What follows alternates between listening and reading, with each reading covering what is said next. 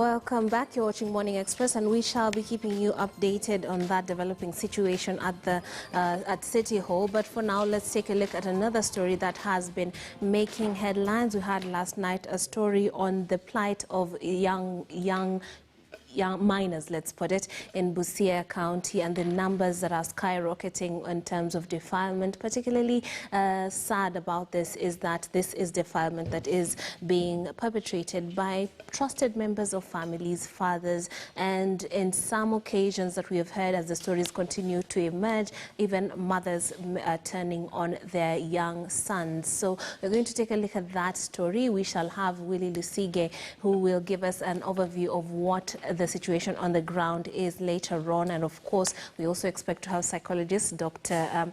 Gitonga to join us and tell us what this situation is from that perspective. But in studio right now, we have Dansan Omari, who is a lawyer, and it's good that you are a former teacher, so I'm sure you have some insights on that level as well. So one thing that has emerged, particularly with this particular issue, is the fact that as much as the perpetrators are taken to the police, they seem to wiggle their way out of the system. Justice is never issued, because previously we were told silence is a big problem, and now it seems even when you go to the police, these cases just seem to disappear, either when the files are disappearing in thin air.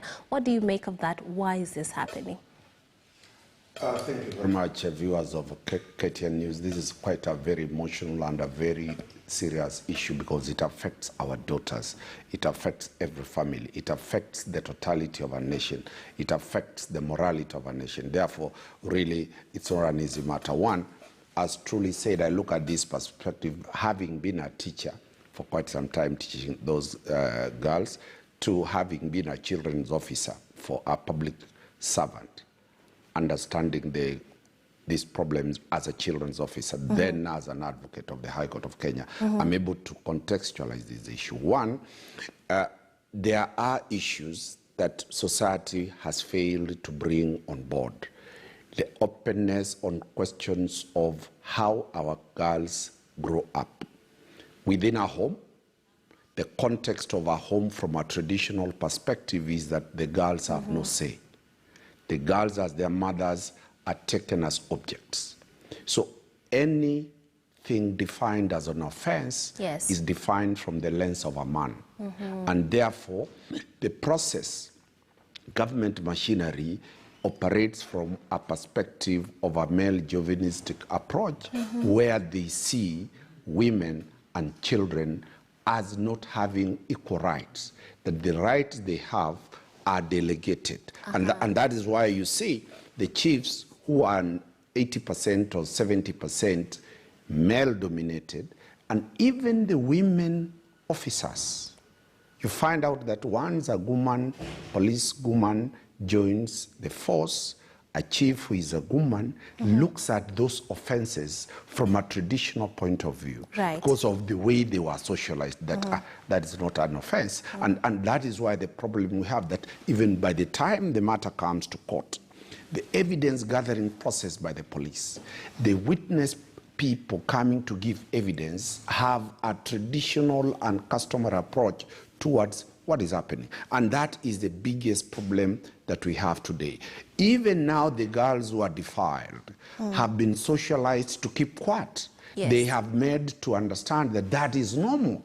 They have also been made to fear that if they say this, where do they go? Absolutely. That is the biggest issue. Yes, and that's very interesting, because it came out through the story that was done by Willie Lusige, and I'm hoping we can have that aired again right now so that we can get a preview of that before we talk to Willie Lusige. But it is quite clear what you're talking about when the children are told to be quiet, or they themselves feel like they are not empowered enough to even speak out against these perpetrators. Joining us right now is Willie Lusige, all the way from Kakamega County.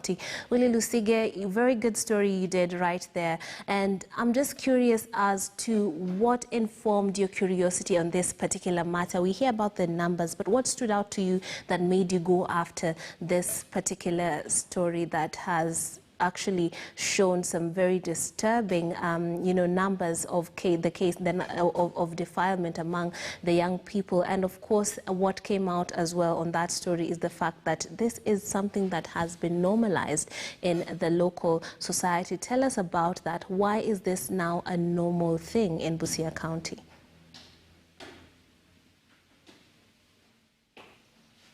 William Sige, can you hear me? I think we are having a bit of a communication snafu right there. We're going to get Willie Lusige back. We'll sort that out before we get on with that conversation. Willie Lusige, if you can hear me, my question would be the normalization of defilement in Busia Country. Why is this happening? The numbers are quite high. What is it about this particular story that drew you to it, and what is it that you found out that, of course, is shocking and informed your approach towards this story? I think the bigger concern has been about how the arms of the government actually given the mandate to handle such cases have been failing in giving out what they are supposed to do, because the bigger concern here is about why are most of these perpetrators not being jailed, because yes, indeed, the cases of incest and defilement in the entire Western are on the rise, but specifically in Busia County, that's where we have seen these numbers keeping on going up and up. And what I wanted to find out is what was the reason behind it. Why is it not happening in Kakamega? Why is it not happening in Bungoma or even in Vihiga? So I realized that some of the people who have been given the mandate to be able to handle such cases have failed on their part. And even apart from that, also we have the beliefs in the society that seem like support these ideas of most probably seeing family members defiling their young daughters and even walking scot-free. And apart from that, also there is that opportunity of the porous border between Uganda and Kenya, where most of these perpetrators do just cross to Uganda, and they never face the arm of the government. Apart from that, they never taken to the court. They are never even subjected to investigation. Even at some times, they just behave the way they do, and then they disappear to Uganda. So the reason that forced me to find out what was the real cause and these myriad causes of these defilement cases, that is what puts more effort on what I was trying to find out. And it's also very shocking to see that I've seen a number of people discussing issues to do with poverty being the main cause, where we are seeing a high rise in number of sexual abuse and even early pregnancies. But this is not the reality in the ground, because when I went out to Busia, I found that yes, indeed, there is poverty, but you cannot term it as the biggest cause of these cases, because some of the families are very poor. They have even been offered more than 400,000 by those who have been arrested in linking to those cases, but they have refused to take that money. So what I wanted to find out was what was the real cause of the increasing incest and defilement cases in Busia, and apart from that also, what were the forces behind? Is it the society? Is it poverty? Is it the failure of the state? And apart from that, also there are other number of factors that I was able to find out and bring on board to show what really transpires in that area. There's a cultural element to all of this, right? Because you hear about the disco matangas in Busia, you hear about people who are HIV positive thinking that if they defile young girls, then they would be cured of this. Speak to us about this and how this influences the numbers surrounding this problem.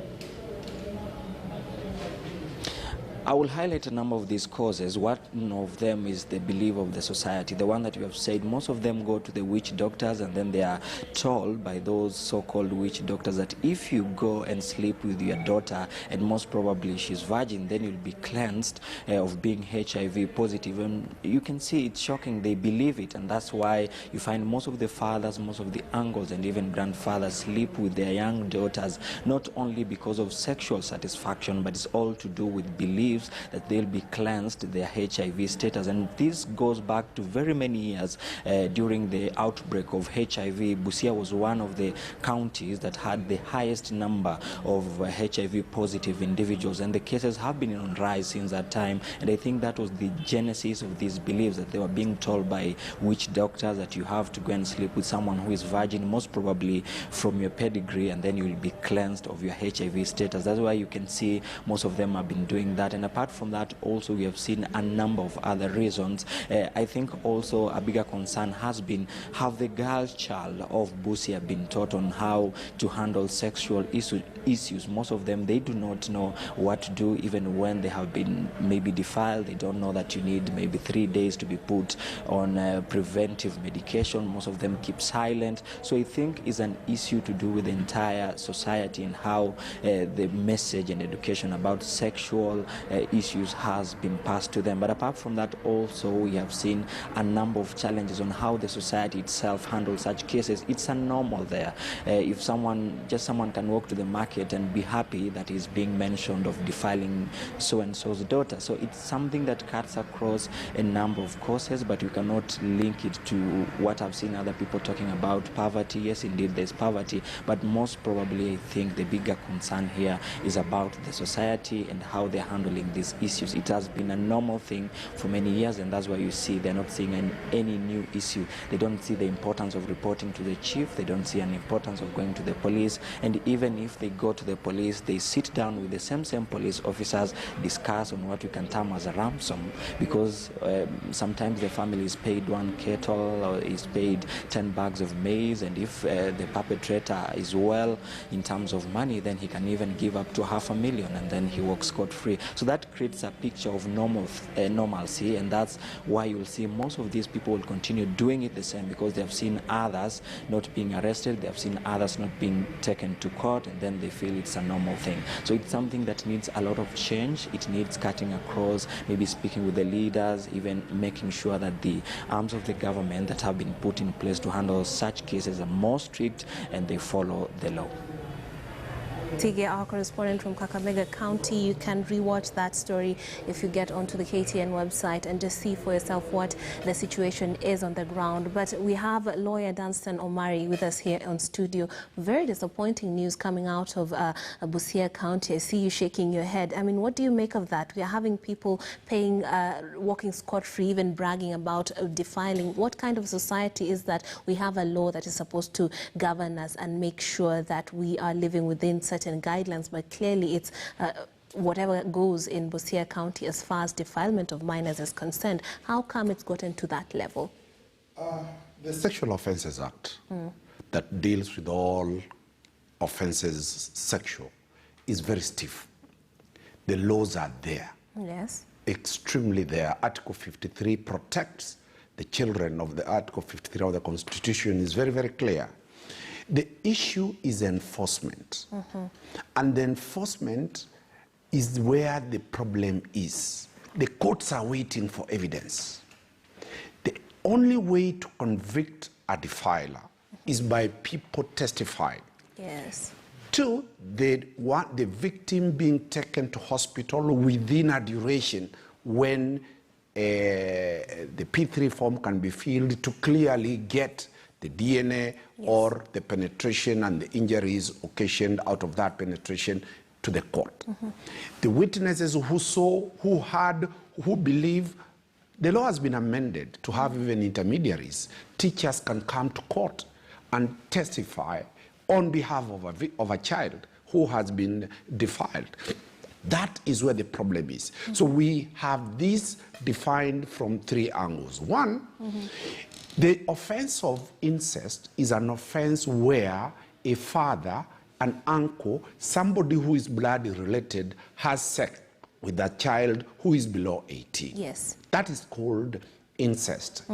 If you look at the philosophical understanding of this, you go and read those ones who are watching.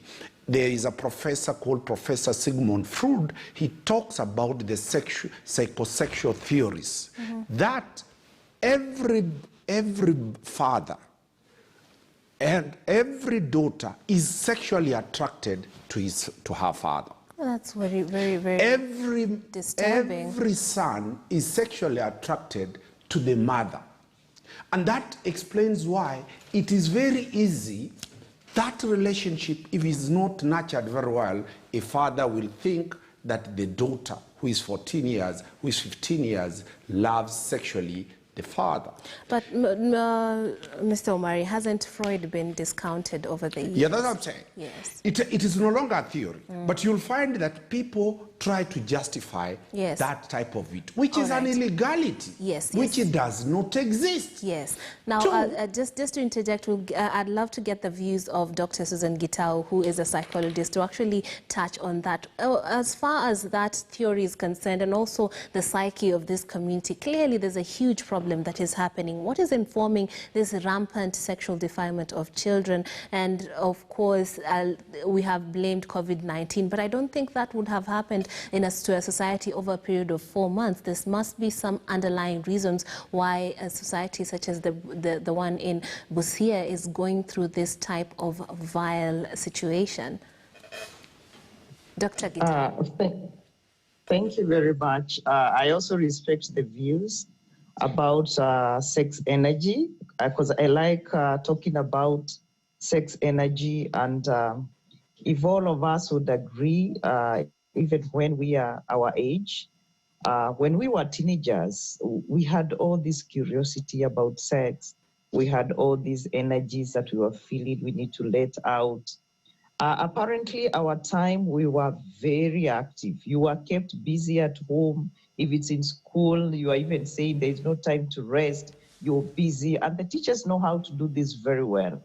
I do not want to say COVID-19 has not contributed, because it has. When you have so many young people at home with a lot of anxieties, they are also left on their own. They experiment with the media gadgets. They use their smartphones, they use their laptops, they go to the internet and visit these sites. And these are cases I'm actually handling. So I know COVID-19 in a way has contributed in terms of restrictions on movement, and even parents who are not working from home, and even some who are working from home, they have no idea how smart their children are.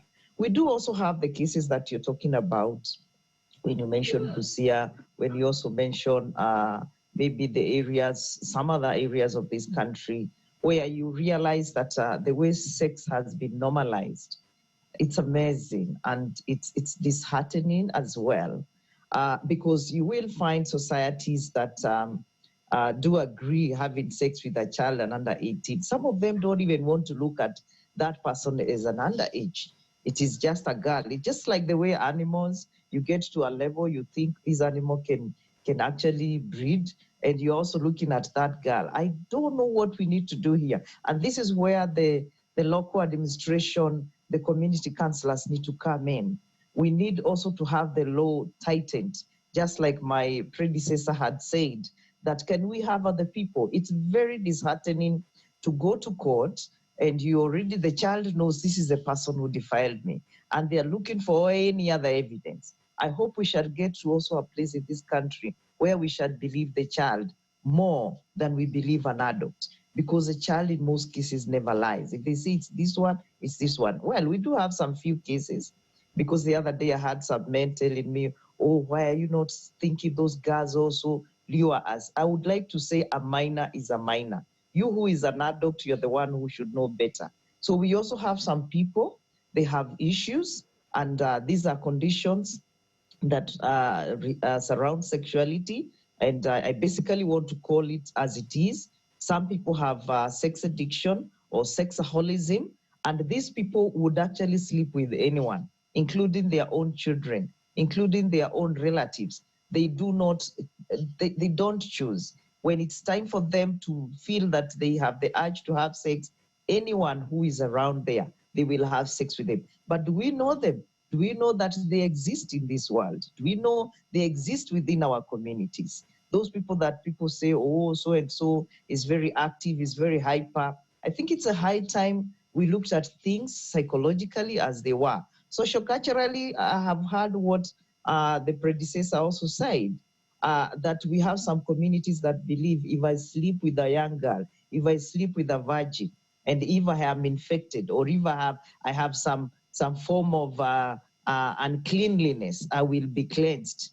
These sociocultural beliefs and traditional practices we need to get away from, because what happens at the end of the day, that little girl, that young girl, you have finished and destroyed her self-esteem, her self-dignity, and even if they stay with you, because some people say, I'm gonna marry her, I'm gonna stay with her, you have destroyed her life. So That if we is not can a also solution. do...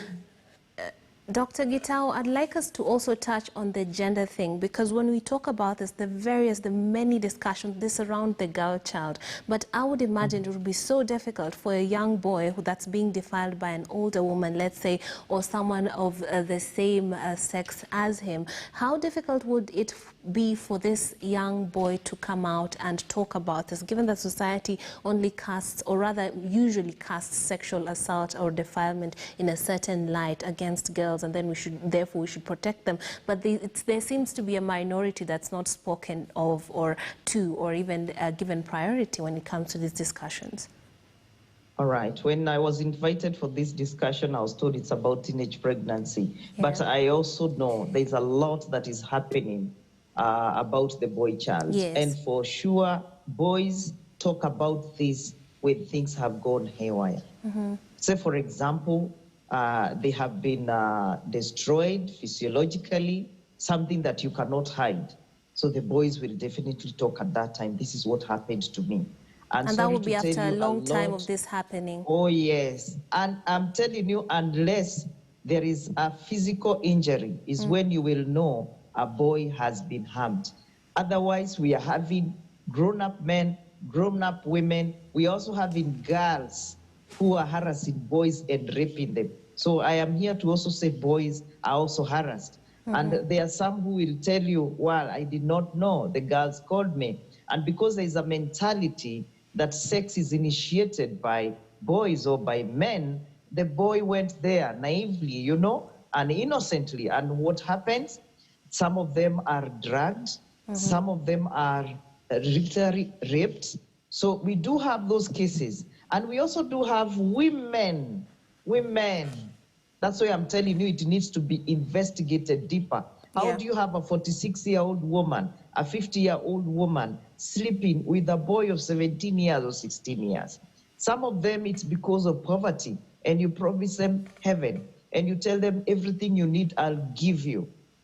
These cases, and if these women are watching me, I want you to know what you're doing to those sons of women. The women like you are destroying their lives. Because the cases I have handled, I want to tell you, most of them, it's out of poverty, and they will agree, and that woman will never even want you to ever talk about it. Most of them have money, so they tell you the minute you try talking about it, I will definitely eliminate you. Some of the young men also seem to enjoy it. They say, I am able to get my school fees, I am able to help my parents, I am able to do ABCD. But when you look at the whole of this kind of situation, there is a lot of either ignorance, there's a lot of rising immorality, and I also say there is a lot of relaxed legal implementation of the instruments that should protect the young children and the teenagers and the young adults as well. Right. Now, Mr. Danson Omari, when it comes to police station, I don't know, maybe things have changed, but there was always a first line of defense, the Children Welfare Office that was always put there, and it was the first place where you would go, and usually they would even put a female police officer there so that it makes it a friendly environment for for those who have been under the hand of perpetrators to come in and report. What has happened to that situation, and how come it's not working out as had initially been intended? The police force then, but now the police service is better, because now we have the Child Protection Unit desk at it's a requirement by law that every police station must have a child protection unit manned by one specially trained police officer, most preferably a female, or two trained specifically to handle such issues, to keep the confidence and the privacy of the children who report these matters. That has been done. The police are doing a fantastic job. As a lawyer, the police are doing a very fantastic job. The problem is us. Do we come to give the evidence? Do we come and report? Do we provide that timely evidence? Have we trained our mothers to know that once there is a sexual attack on a child, that child must be rushed to the police and to the hospital the same day.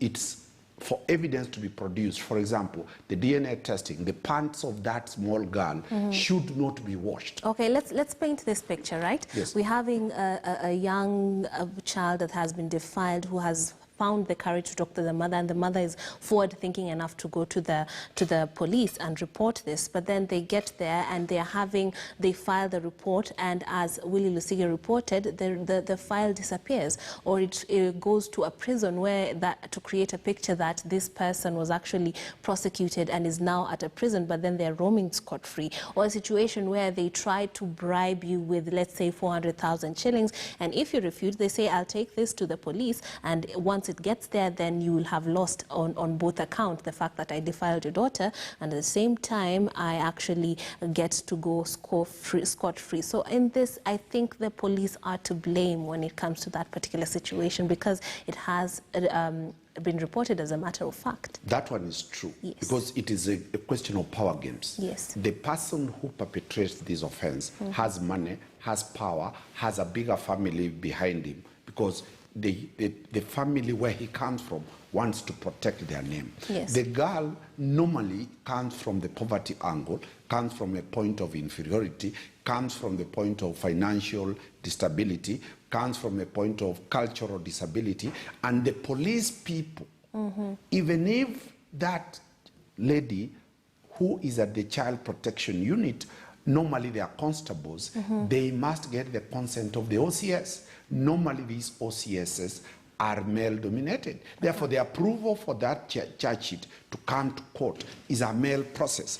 We do, and this is why my proposal every other time is that let them put at the hands of not a simple constable to run the desk. Let us at least have a senior sergeant who is a woman and above. Two, the people you get at that child protection office are small girls. They're police officers, but their age, they're young. Some of them are not married. Some of them don't have kids. They do not really understand this issue. And even in the courts, in the judiciary, there is need to have mothers. There is need to have experienced magistrates to handle these matters, not newly recruited young magistrates or prosecutors from the DPP's office. Right. If you look even the level of the advocates who will be handling these matters, when somebody is a parent, they are able to understand the pain that kid is going. So we really need a total transformation of the attitudes of the society, of the law enforcers, of those who defend the lawyers. Everybody should now start asking, this is a mark that never ends. A child who undergoes defilement, a child who a woman who undergoes rape, it is a permanent scar forever. Yes. It will affect her life in marriage. It will affect the totality of her life. So really it is not as these offenses where somebody steals somebody's motorcycle and he is fined and the story ends. So we are dealing with a lifelong offense that has a life impact, not only on that child, but on very many people related to that child. Right. Dr. Susan Gitau, he's spoken about a very important thing, the lifelong effects of being defiled or being on a victim of this sort. And particularly, I would imagine if you do not get justice or some sort of closure to this situation, it would even be worse. Please speak to that. Yes, and I would like the advocacy to go on having not only mothers who are magistrates, but we should have professional counselors in courts, and especially child-centered trained counselors. Well, there is a lot of improvement because I have seen some children courts having that environment that the child feels free to even speak. And I want to say congratulations to the judiciary. You are doing a wonderful job as far as that is concerned. But I would also like to say, like Omar has said, is that when you have sexual violence against any child, definitely you have destroyed their future. And that is why we need to do anything and everything to protect the rights of a child. And sexual violence is outstanding. It is quite intrusive in so many ways, spiritually, emotionally, physically, psychologically, in all ways. And this, if you can have people who are bold to come out and tell you, I was defiled as a teenager, and this is what happened. And while still some of them contract infections, some it's even HIV, some go ahead and even give birth. And you have given birth to a child of somebody that defiled you. So we need to look at all ways, and we can as Kenyans, and those people that pay themselves out, they bail themselves out after defiling somebody's daughter, whether she was needy and she needed your money, can't you just give her that money and help her? If it's about the psychological trauma, majority of them, when they grow up, they cannot relate well, and especially with the opposite sex, whether there's a boy or a girl. When it's time for them probably to get married, these traumas come back, and we keep complaining that people are not actually consummating their marriages, but there's a lot that happened in their childhood. Who protects the child? And I think in this nation, we need to go back and say that child belongs to the village. And because we no longer have the villages, the Nyumba Kumi initiative, I said I'll sing and sing about this until it's done. That in my neighborhood, I can stand out and say, I will report that case and I will not be victimized. Because even witnesses fear victimization. That witness protection also should also be reinforced. So at the end of the day, I would like to say that children that are defiled should not also be just given justice. They need to be given trauma counseling so that they can be lifted from that place of helplessness, hopelessness, to a state of hope, to a state of moving forward. Otherwise, if it is not done, I want to tell you, they will still live with these scars. And these scars will never make their life easy, whether it is in the workplace, whether it is at home, in the family line. So we need professional trauma-trained counselors to handle any case of children that are sexually violated and even violated in other ways. But I want to say and emphasize that sexual violence is very intrusive. If it is so harming to an adult, you can imagine what it is to a child. Dr. Gitau, is this why it's sort of being used, as has implied by Willie Lusige, as a sort of revenge or an attack on your family? Because some even brag that I did this to so-and-so's daughter. Is that why people use it as a sort of weapon, if I may put it that way? Of course, even in all the countries where we have violence, whether it's civil violence, post-election violence, you have men raping women and girls. And it makes them feel like I have won. But I want to tell those men, you are sick. You are literally sick.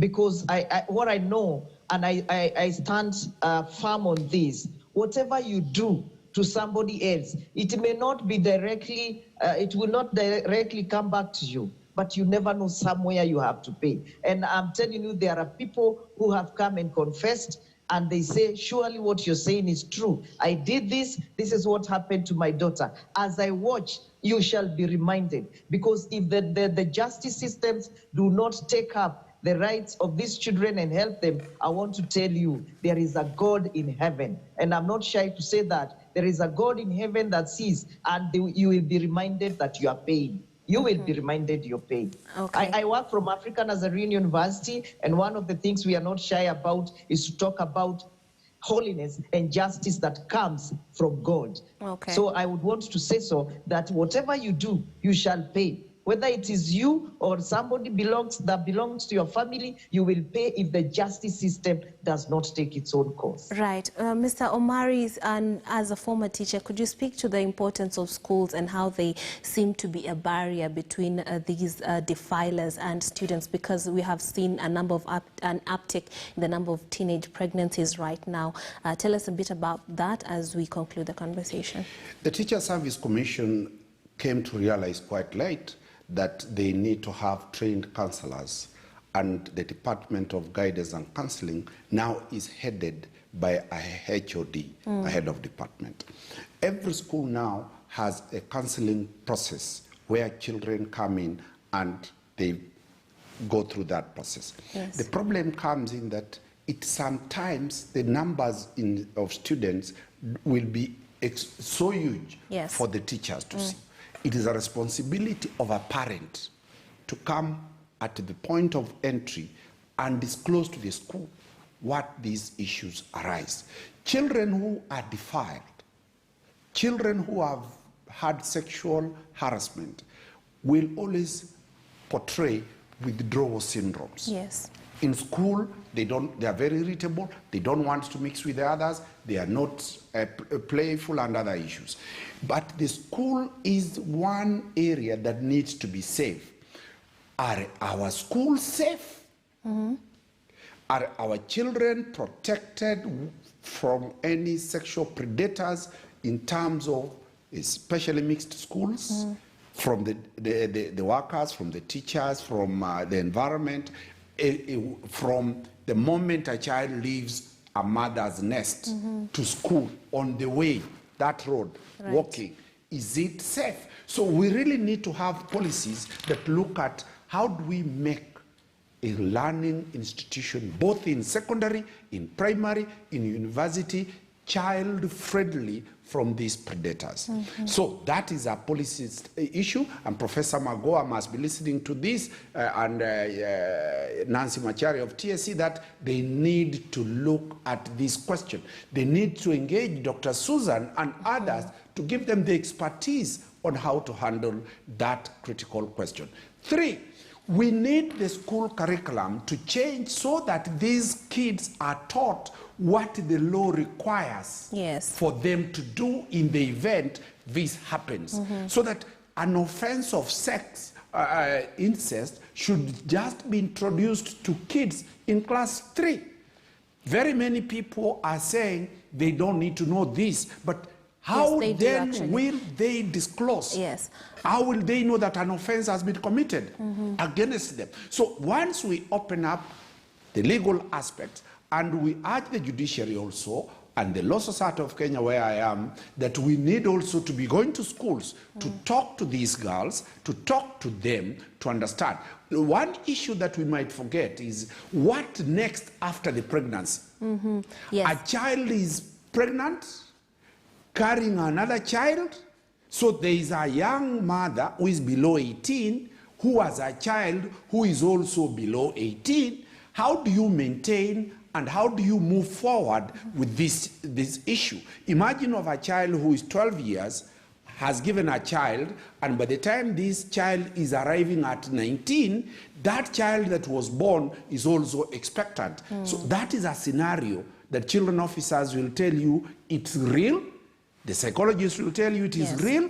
Lawyers will tell you it is real. The media has told you it is real. The responsibility falls on every single Kenyan watching KTN News, that it is a serious question that we need to put everybody on board. Thank you very much. It can't be left to one group to deal with. Right. Dr. Gitau, your closing remarks in terms of responsibility and what else you would add to this conversation.